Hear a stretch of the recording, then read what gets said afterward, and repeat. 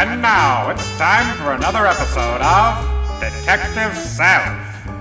Today's case, Over the Hill and 6 Feet Under.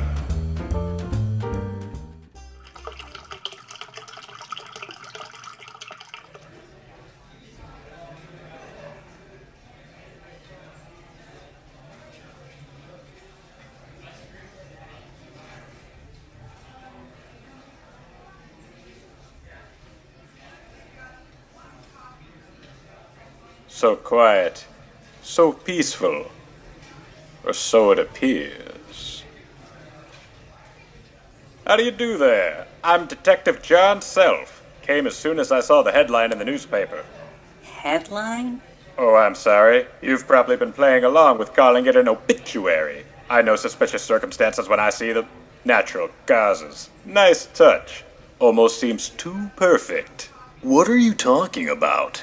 The sudden death of one of your residents, a Mr. Lelan Wrigley. You can't possibly believe a man just dies with no explanation, can you? He was 96. Oh, sure, for people who believe in ageism like yourselves, that's a convenient excuse. According to the paper, this man liked to take walks and play gin rummy. That's too active a fella to just die for no reason. Sir, this is a nursing home. People come when they're in the twilight of their years. It's expected for our residents to pass away.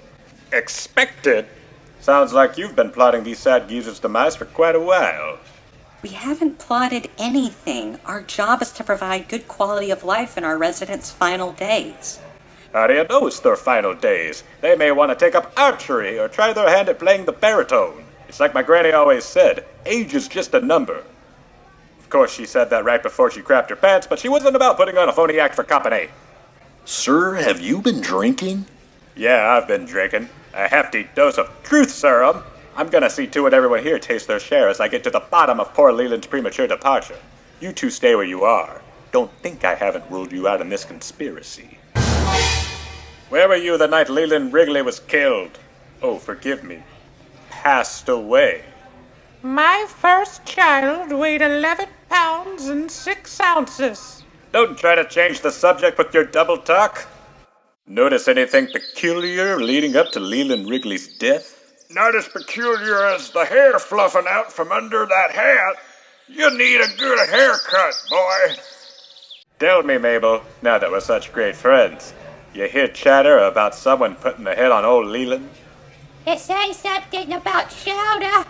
I used to make the finest New England clam chowder from here to Waterford, Vermont. Did it take a long time to plan out? How many people did you pay off for their silence? Was it hard to make it look like an accident, or did you hire a professional with some experience? So you can at least make things smell like an accident. They tell me you're a talker, Gladys. More long-winded than the rest of them. If you want to sing, now's your chance. Sing for me, Gladys. Sing. And the Big Rock Candy Mountain? No, I'm not talking about that kind of singing. Well, I'm asking about what really happened with Lelan Wrigley. Who was involved? I have a 2-minute story I can tell in 45 minutes. This place has got some hard nuts to crack, but that doesn't mean I've given up. If there's one thing John Self is good at, it's getting his nut. We actually may have someone who can lead you to who's responsible. You do? Sure.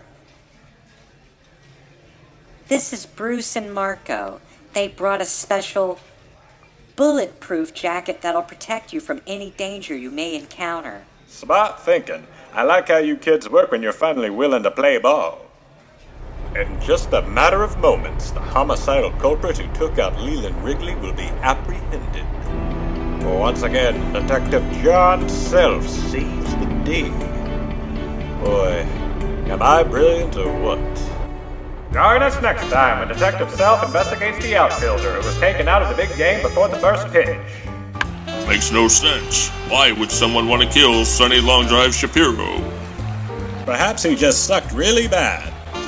Until next time, remember, sometimes the biggest mystery right in front of our face is our own reflection.